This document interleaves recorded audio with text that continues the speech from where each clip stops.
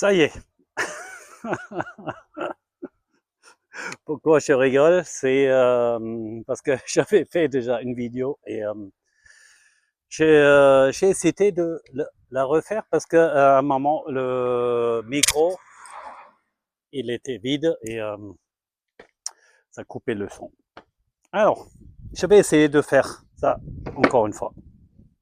Alors, c'est un complément ici maintenant au niveau de l'affûtage des outils. Alors, quand on veut apprendre quelque chose sur l'affûtage, il faut qu'on regarde dans le plus petit et dans le plus grand. Hein, ça nous permet de voir pour apprendre. Hein, après, on sait, ah oui, quand je vais dans ce sens-là, à l'extrême, ça fait ça, et dans l'autre extrême, ça fait ça. Hein, et je sais quelque part au milieu, c'est la synthèse. Ouais. Très souvent, c'est comme dans la vie réelle. La vérité, elle n'est pas dans les extrêmes, elle est quelque part au milieu, le yin et le yang. Hmm. Alors, c'est pour cette raison-là, j'utilise un rabot. Ça, c'est un ancien Stanley. C'est quelqu'un qui m'a offert. C'est quelqu'un qui a fait une formation en tant que menuisier, hein, ou ébéniste. Et bon, lui, il a dit, c'est mieux chez moi. Alors, effectivement, pendant longtemps, il traînait chez moi dans la cave, il a pris la rouille et tout, et alors j'avais décidé de prendre soin de ça. Alors, je l'avais enlevé la rouille pour que j'ai une surface bien plane, hein. Et après, j'ai mis un peu de l'huile, ça le protège, et quand on touche, c'est vachement agréable. Alors, maintenant, je vais montrer un peu ce qu'on peut faire avec, hein, parce que c'est...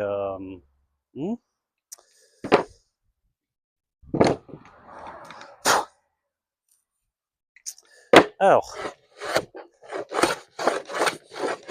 par exemple, là, j'arrive à faire quelque chose de assez sympa.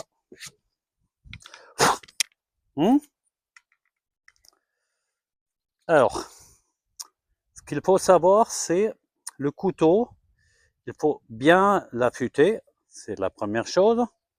Et en plus, il faut regarder pour régler, et ça on peut faire avec ça, ouais, la façon comment le couteau attaque. Ouais. Alors on peut lui donner une inclinaison. Hein. Ça veut dire il rentre avec la lame, pas en entier, mais il rentre dans la matière d'une manière successive. Des gens qui ont compris ça, parce que ça demande beaucoup moins de force. Hein. Hop là. Ça demande beaucoup moins de force si on rentre pas avec le couteau en entier à 100%. Hein. On utilise un peu comme avec un couteau. C'est soit tu coupes comme ça ou comme ça. Ouais.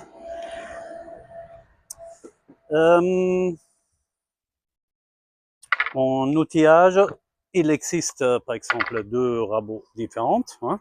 Ça c'est quelque chose que j'avais acheté il y a quelques années parce qu'il ne coûtait pas très cher.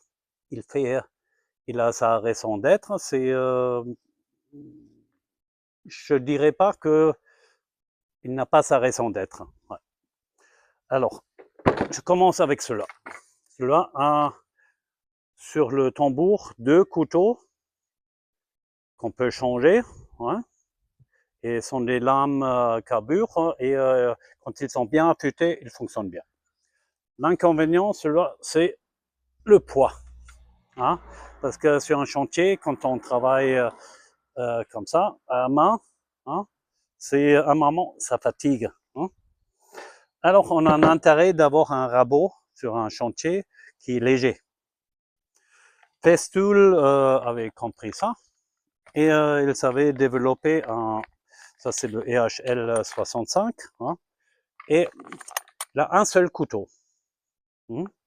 Par contre, il tourne à une haute vitesse et quand on voit bien, le couteau, il est en biais. Hein. Ça veut dire, il utilise ce principe-là. Hein. Alors, l'avantage, c'est léger, hein, on arrive bien à travailler, hein, sans se fatiguer, parce que ça, c'est quelque chose d'important. Il ne faut pas sous-estimer ça. Hein. Parce que quand on fait trop, à un moment, c'est une tendinite qu'on aura. Hein. L'inconvénient, c'est le couteau coûte un peu plus cher. Ça, c'est dans les 25 € et parfois c'est même bien plus. Hein, ça dépend où on le trouve. So, alors,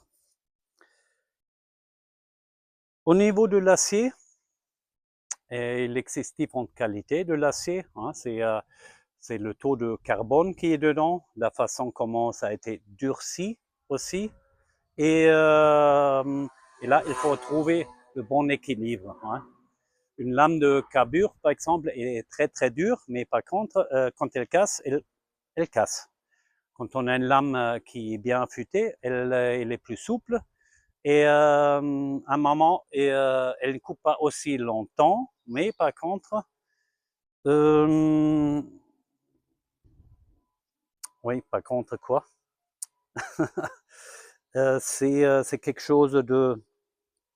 Il faut trouver le bon compromis entre je peux couper très bien pendant un petit temps ou un temps plus long.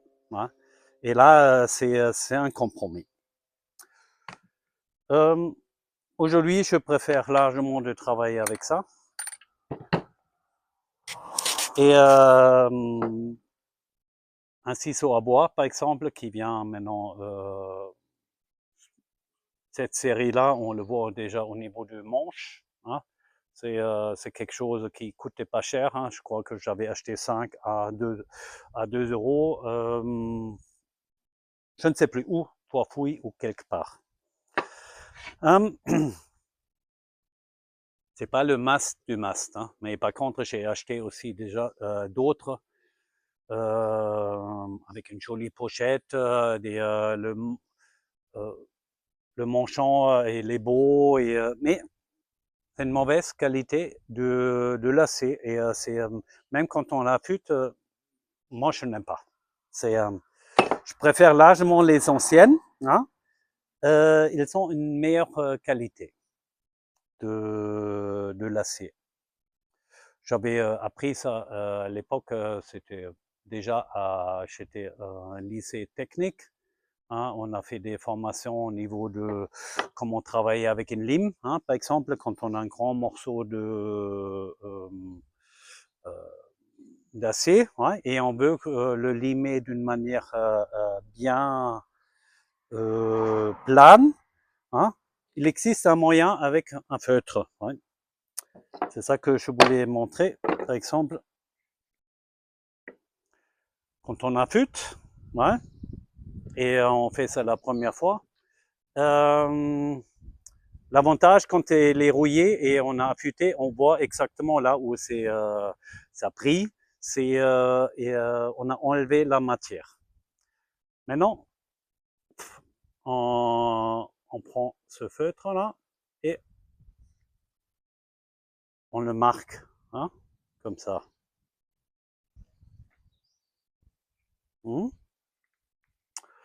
Et après, imaginons, je le mets maintenant dans un étau et je commence à limer. Hein. Et là, si c'est ça ou ça ou ça, ça demande une certaine expérience. Les gens expérimentés, ils arrivent à tenir ça comme ça. Moi, aujourd'hui, quand j'utilise cette machine-là, je vais faire un petit rappel encore quand même à ça. Hein. Ça, c'est un tour à meuler, pas cher. Et je sais déjà si je fais comme ça ou comme ça. Hein. Alors, je fais un exemple. Et on reste pas immobile, hein, on tourne toujours à gauche et à droite et on essaie de maintenir l'angle. Hein. Là maintenant, quand on fait pas beaucoup, on peut voir, tiens, est-ce que j'ai bien tenu mon... Est-ce que j'ai maintenu mon angle? Ouais. Ah. Ouais, je dirais la ligne claire, elle est relativement égale. Alors,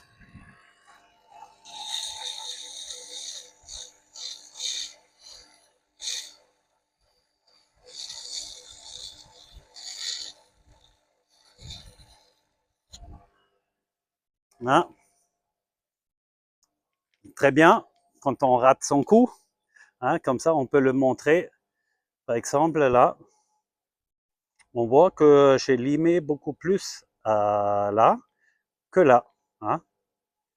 Ça veut dire, ah ben, il faut que je fasse quand même un peu plus attention. Il existe des machines qu'on peut acheter où il y a un support après, où l'outil est mis avec un certain angle et avec une coulisse, et après on peut passer comme ça. C'est c'est pas c'est pas mal, mais c'est pas indispensable. Avec, comme je dis, avec un peu d'expérience, on arrive à faire ça aussi comme un artiste un peu. Hein. Et c'est quelqu'un qui sait, c'est un vrai plaisir de travailler avec des outils qui coupent. Hein. Euh, lame de cutter. Hein.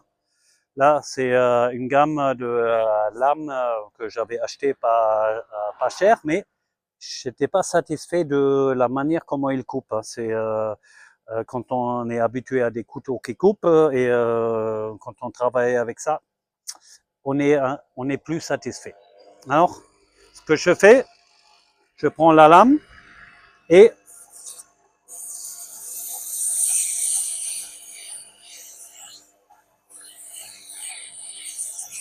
je lui fais son dernier finish. Hop, pas simple à tenir parce qu'elle est un peu flexible.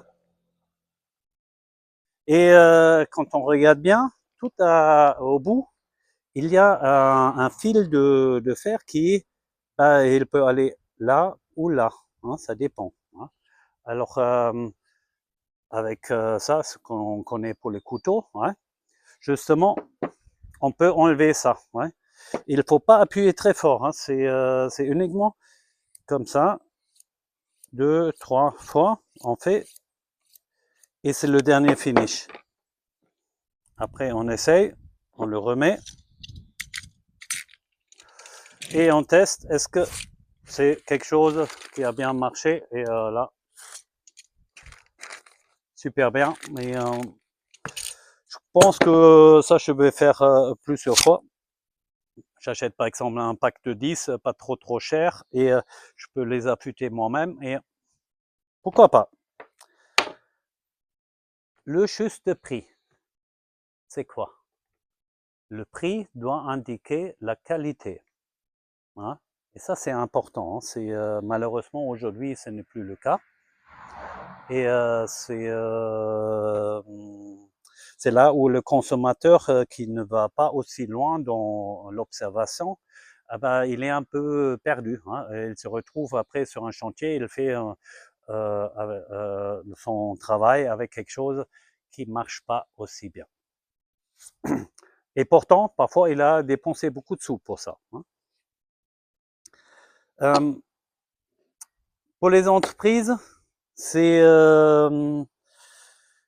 Par exemple, quand on a un bon menuisier et on lui file du matos de merde, il va faire la gueule, il va faire un mauvais travail, c'est pas bien. C'est déjà à la base, je suis pas forcément pour le salariat. Hein, je préconise plutôt de travailler en partenariat, hein, parce que comme ça, il a la motivation pour tout le monde. Ouais. Ça veut dire, au moment où on trouve son compte, on reste, on va dire, dans le projet commun. Hein. Et à un moment, les idées changent ou la situation a changé et parfois c'est bien d'arrêter et on fait une autre chose. Hein. Dans le salariat, on a un problème, c'est il a un contrat, machin, et dans le partenariat, on dit tiens, allez, chacun continue son chemin et il veut explorer une autre chose. Euh, je pense que c'est la meilleure manière pour garder une motivation, parce que être derrière les gens et regarder, tiens, est-ce qu'ils travaillent bien, c'est, je ne sais pas si vous êtes patron ou pas, c'est chiant. Hein. D'abord derrière ces ouvriers et regarder que, parce que j'ai vu tellement d'ouvriers, une fois ils travaillent super bien, dès que le patron est là, et quand il n'est plus là, ils foutent plus rien. Hein. Et là, c'est horrible pour la personne qui fout plus rien parce que, oui, il manque la motivation. Et pourtant, cette personne-là, en général, a la capacité. C'est uniquement qu'elle n'est pas utilisée avec ses points forts. Hein. C'est ça. Alors, c'est pour ça, c'est vachement important de définir la capacité de chacun. Hein. Moi, j'utilise des tests psychologiques qui fonctionnent. Il y a 40 questions, hein, un peu qui tournent autour de la vie. Hein. Par exemple, vous invitez du monde chez vous. Hein. Alors, est-ce que vous êtes, et là il y a la réponse A ou B, euh, plutôt style, vous faites les choses au dernier moment, non, ou et quand les gens arrivent, ouais, vous le faire avec eux, ou tout est déjà préparé et vous n'avez plus rien à faire et vous pouvez vous occuper des gens. Il y a deux modes de fonctionnement différents. Hein. Moi, je me connais, hein, moi, je fais ça au dernier moment et je préfère d'improviser. Hein. Mais il n'y a pas l'un ou l'autre qui est juste. Hein. Mais qui est juste pour une personne, oui. Ouais. Pour moi, par exemple, de le faire de cette manière, ça me semble juste, hein, parce que pour moi, j'aime bien intégrer les gens dans un travail et on est là pour partager un bon moment et limite, on mange ensemble et on boit quelque chose ensemble. Hein. C'est pas que je dis, je suis là et je dis, tiens, je vous donne quelque chose à manger et après, maintenant, j'ai fait mon travail. C'est pas mon idée d'une invitation, on va dire. Hein. Ce principe-là, maintenant, on peut appliquer un peu dans notre monde du travail. Hein. Et dans notre monde du travail, c'est primordial, quand on fait un projet, d'avoir les bonnes personnes à leur bon poste. Hein. Et à partir de là, la réussite, elle est garantie. Hein. Sauf, beaucoup de gens ne connaissent pas leur vrai potentiel. Hein. Par exemple, je prends l'exemple médecin. Hein. On apprend que être médecin, c'est quelque chose de bien. On est dans la société un peu supérieure. On a un manteau blanc, quelque chose, et on est le chef. Hein. Oui, c'est pas forcément les meilleurs médecins, hein, parce que là, c'est une question d'ego. Hein. On satisfait souvent son ego. Hein.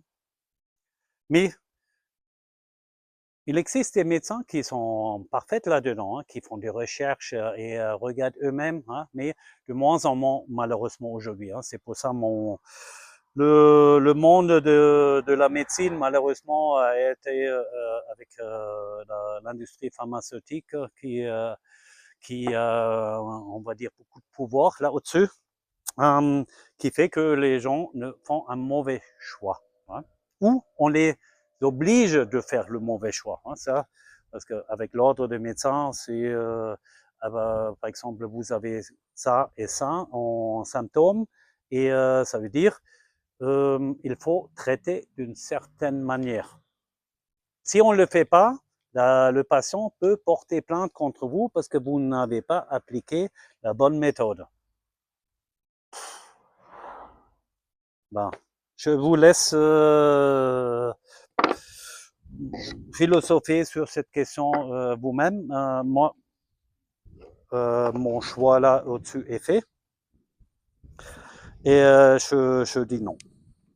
Bon, alors, rabot, affûtage, qu'est-ce qu'il y a à dire? Ah oui. La différence entre un chantier dans un atelier et sur place, 5e étage, quelque part en ville, c'est très très important d'abord de se débrouiller avec peu de moyens. Parce que les moyens, c'est pas pareil comme dans un atelier. Dans un atelier, j'ai un bon avec des guides, aspiration et tout. C'est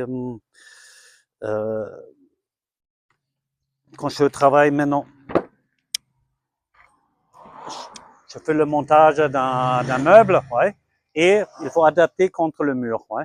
Alors du coup, on a tracé sa ligne et il faut le raboter après. Ouais. Alors et après, c'est très bien. Là, on a tracé la ligne, ouais, et on le prend comme ça, on le voit bien, et on rabote comme ça. Ouais. Là, avoir un outil qui n'est pas trop lourd, c'est top. Hein.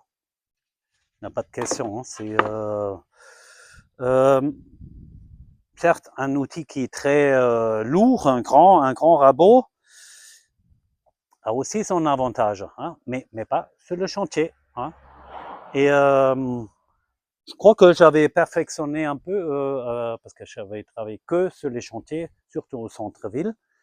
Et là, il fallait développer une méthode de, tiens, comment je peux faire pour avoir quand même un bon résultat. Ein hinreichendes, non, hinreichend und ausreichend, mais bon, ça, je fais dans une autre vidéo, hinreichend und ausreichend. Hein,